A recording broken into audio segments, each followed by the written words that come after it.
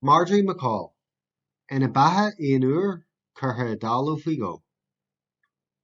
Bas plas na thuglaise ar a lurgan a gcondí ar dthatha Marjorie McCaul, agus a fear chéile John, ar gachtar é.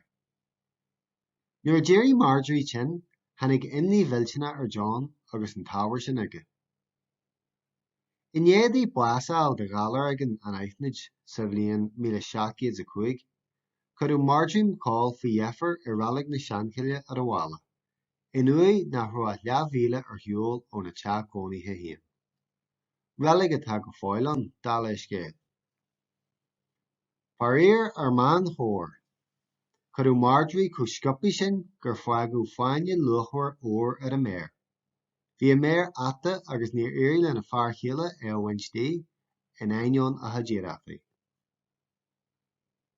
Ní ba bhfuil an tráthnóna sin, in éon eolacha, tháinig dream de réabairí realaige, a méid siad an ósacú creath a thabhairt ar uanna a mhaidimh ar leabhar taisce.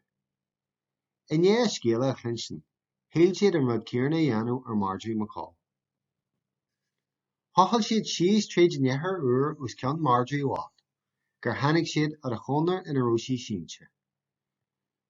D'oscail siad a chónar gan bhfuil, agus cinse le dé ba í héana a bhí ann agus an fáinne ór luachmhar ar a méar fós. Ó tharla na muid siad a chumas acu haon an fáinne a Wednesday, thocraigh siad an bhéir atta a scoithúdaí. Thug duine acu Graham ar a láth agus thuir sé faoir na scinne le na méar. Ní bhfuil cuasaí mar a thuill siad afa. Nuair a ghearr sé an bhéir, thosaigh sé thar fála. Bhí an ill ina rí. D'éirigh Marjorie ina suigh cúil déara agus ligh sí scrad in airde céimhneastí, a bhain macaile na spéirthe. Bhread na gadaithe leo gan fiú súil a chaithú ar gúil.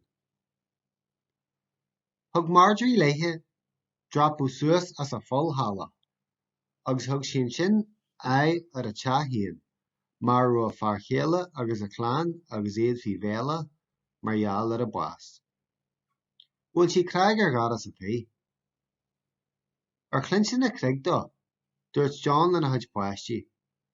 Mo bhrón, do mé mar maithair linn go fáil, chomhthaoin an leor gur beidh sin an creag sa chéan.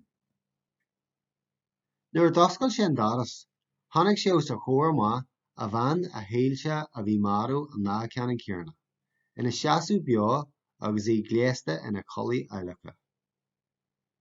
Bhí an ill ag sileadh as a méar. Ar eiceal a bhreadá, hit John fuair marú ar a tuirt. Cuireadh John sa nua chéanna a raibh Marjorie in sí roimhe. War sí haon tamil de bhlianta in é sin, agus creidtear go fiú gur fós sé arís agus gur clann eile aici. Ceabar bé, nuair fuair Marjorie bás faoi dhearú hir hall, granú amán na seo ar leath guaithe. Lived once, buried twice.